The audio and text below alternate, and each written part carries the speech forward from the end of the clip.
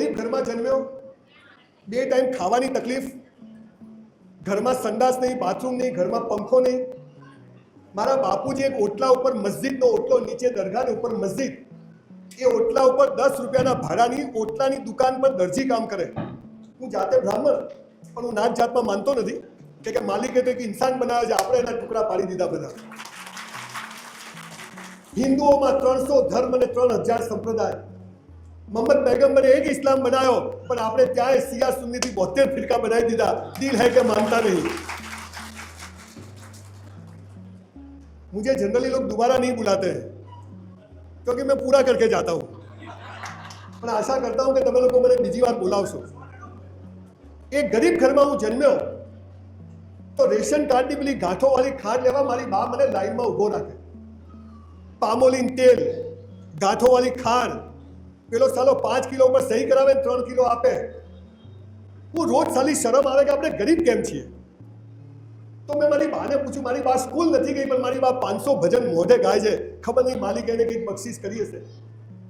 તો મેં મારી બાને પૂછ્યું કે આપણે 1 રૂમનું ઘર, સંડાસ બાથરૂમ નહીં, તળાવ પર જવાનું, આ શું કેમ ગરીબ કેમ છીએ. ત્યારે મારી બાએ મને બહુ સરસ જવાબ આપ્યો. મને કે બેટા, પહેલા જન્મમાં આપણે સારા કામ નથી કર્યા. તો મેં કીધું હવે તો કે હવે સારા કરો.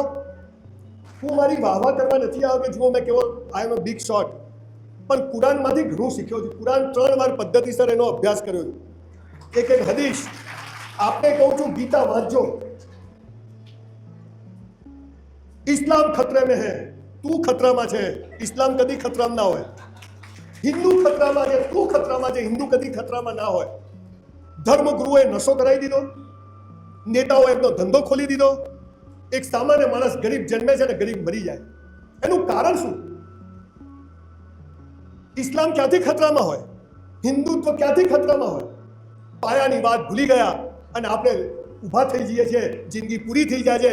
આપણે લગ્ન કરીએ છીએ, ખાવાના ઠેકાણા નથી, કમાવાના ઠેકાણા નથી, બીવી આવી જાય, વર્ષમાં મુન્ના આ જાતા હૈ. અલ્લાહ મહેરબાની. હવે અલ્લાહ તો દર વર્ષે મહેરબાની કરે, તો બી દર વર્ષે તો લાલીઓ લવાય નહીં. આપણને ખબર જ નથી કેમ જન્મ્યા અને ખબર જ નથી કેમ મરી ગયા. હિન્દુઓમાં તો એમ કહે છે 84 લાખ યોનિઓ પછી માણસ બન્યા. ઇસ્લામ તો કે એક જ જન્મ છે, એવું જીવીને જા કે લોકો તને યાદ કરે.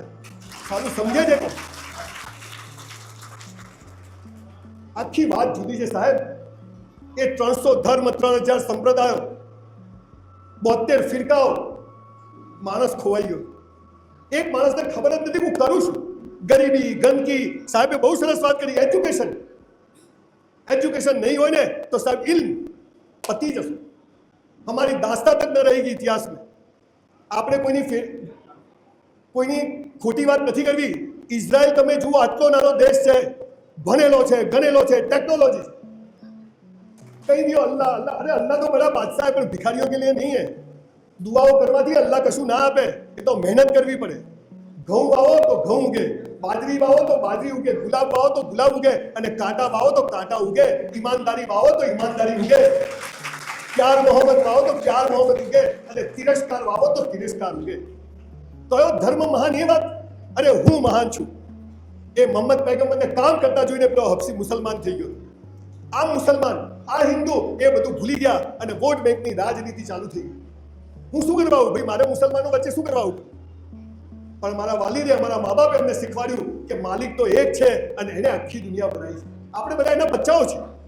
તો બધાની તરક્કી થાય. એટલે હું અહીંયા કેમ આવ્યો છું? મતલબથી આવ્યો છું, કે એમને નથી આવ્યો કે હું આજે અહીંયા આવી અને 500,000 જણને ખુશ કરીને જઉં, તરક્કીની વાત કરું, તો બોલો પેલો માલિક મારી તરક્કી કરે કે ના કરે? હું ચાહું છું કે તમે જુઓ બધા કેવા બેઠા છે. શાદી में જાય ને, શાદી में એટલા દાગીના મસ્ત કપડાં પહેરે તો જેને બી પૂછો જીવનમાં મજા નથી, અરે તો પ્લગમાં બી આંગળી ઘાલ દેવાની, પૂરું. તું ક્યાં 2 મિનિટ लगेंगे. અલ્લાહ છે ને, અલ્લાહ એ મર્સિડીઝ આપતા પહેલા ચેક કરે કે સાલો લાયક તો છે કે નહીં, એટલે તમારી બેન્ડ બજાવે. અને એ મારો અલ્લાહ છે ને, ઈશ્વર, એ મરદની મૈયતમાં જાય પણ બાયલાની જાનમાં ના જાય. એટલે મરદ બનવું પડે. તો મરદ કેવી રીતે બનાય એવું તમને કહેવાય. તમને મહિના પહેલા ખબર હતી કે હું અહીં આવીશ? મને ખબર નથી. મારે આજે એક પ્રોગ્રામ છે, મારા ઘરે ભાઈનો ફોન આવ્યો કે ભાઈ અમારો સમાજ છે. મેં કીધું ચલો ભાઈ હાજર. એ ગરીબીમાંથી હું જ્યારે અહીં પહોંચ્યો, દુનિયાના 15-20 દેશોમાં ફર્યો, આવા 2500-2600 પ્રોગ્રામ આખી દુનિયામાં કર્યા, કોઈની પાસેથી પૈસા લીધા નથી, અને લઉં છું તો એક સારા કામમાં વાપરી દઉં છું. અમારો ધંધો નથી, મને તો માલિકે મારી औकातથી વધારે આપ્યું. પણ હવે નાउ લીવ ફોર ધ સોસાયટી. હમ તો ચલતે ગયે, કારવા બનતા ગયા. મેં મારા બાપુજીને પૂછ્યું કે આપણી પાસે પૈસા કેમ નથી? મને કે ખૂબ કસરત કર, ખૂબ ચોપડીઓ વાંચ, તન અને મન સરસ હોય ને તો ધન આવી જાય. તન અને મન. આજે 60 વર્ષની ઉંમરે હું 100 ટન મારું છું, 100 ડિપ્સ મારું છું સવાર. તમારામાંથી કોઈને પકડેલું છોડું નહીં, અને 5000 ચોપડીઓ વાંચીને તમારી સામે ઊભો છું. 5000 આપણે વાંચતા નથી, કસરત નથી કરતા. કુરાનમાં લખ્યું શરાબ પીના મના હે, મસાલા ચાલુ કર્યા. अरे भाई शराब पीना मतलब नशा करना मना है, तो कोई भी नशा नहीं करना चाहिए.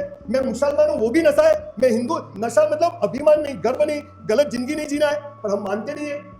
आज 5 बातें मैं आपको ऐसी बताने जा रहा हूँ कि आटलू जो તમે કરશો ને તો તમારો ચહેરો ઊંઘમાં હસતો આવશે અને માલિક સમજી જશે આ મારી ઓરિજિનલ નોટ છે, હવે આને આપો.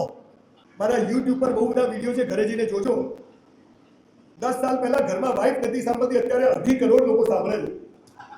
વાઇફ નહીં સુનતી હતી, હું મારી વાઇફને બધે લઈ જાઉં કે જો લોકો કેટલું સાંભળે છે, તું સાંભળતું. अब तो सुनती है.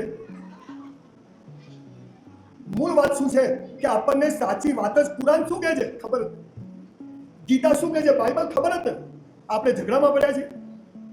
કયો ધર્મ સારો, કયો મજહબ સારો, અને શું સારું એ શોધો. કયો ધર્મ, કયો મજહબ. હું કહું છું આખી દુનિયા મુસલમાન થઈ જાય, શું ફરક પડશે?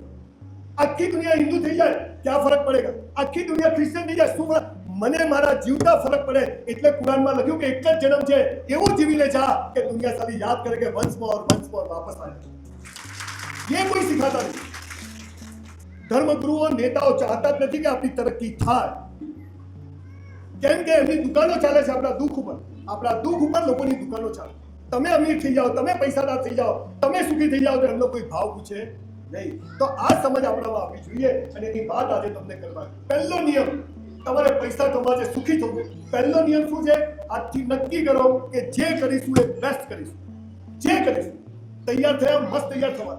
સવારે ઉઠ્યા, ભાઈ સાहब ने बहुत अच्छी बात बताई. सवारे उठा, अल्लाह को शुक्रिया अदा करो.